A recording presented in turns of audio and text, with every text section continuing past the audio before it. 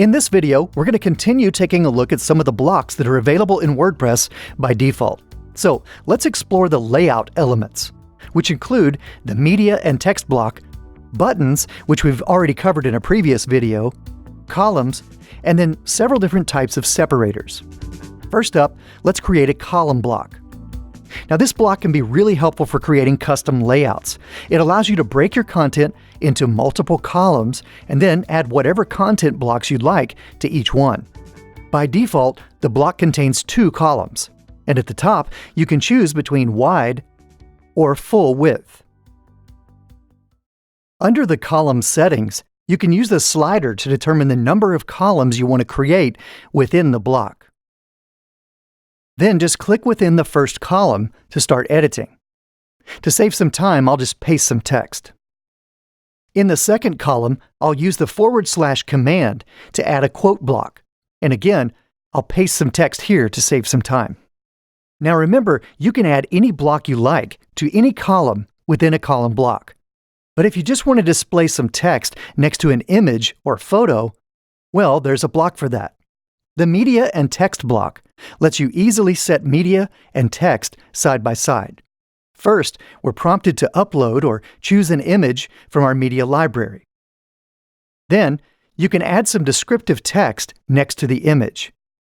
Now, this text is really just a paragraph block, so when you're editing the text, you'll have the same formatting options available to you. And in the block settings, you can choose between the different font sizes and even add a drop cap if you want. Click on the image or anywhere in the media block itself, and the settings will change.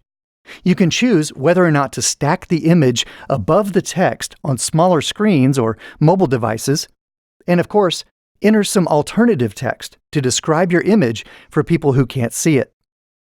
And under the color settings, you can choose a different background color for an even richer layout. In the toolbar at the top of the block, you can choose between wide or full width, and you can align the image on the left of the text or to the right. Now, there are also several different types of separators you can use to divide your content into sections. The separator block is the most obvious.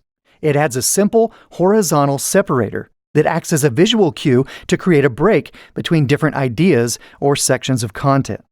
And you can choose between 3 different styles: a short line on the left-hand side, a wide line that spans the full width, or a series of 3 simple dots. The spacer block simply adds some white space between your blocks, and you can customize its height either by clicking and dragging the blue dot at the bottom of the block, or by visiting the spacer settings, where you can manually enter a height in pixels. The Read More function is for use in your blog posts. It divides your blog post into 2 parts, wherever you place this invisible divider. The content above it will be shown as a teaser or excerpt on your blog archives page. Your visitors will be prompted to click the Read More link to view the rest of the blog post on its own page. The page break divider works in a similar way, but you can use this block to separate your content into multiple pages. When your visitors get to the bottom of each section, they'll find a row of numeric links they can click to navigate through to the other pages or sections of content. So that's a really quick tour of the layout elements. Again, the best way to get to know these blocks is to begin experimenting with them on your own. So why not take a few minutes to try out some of the layout blocks for yourself?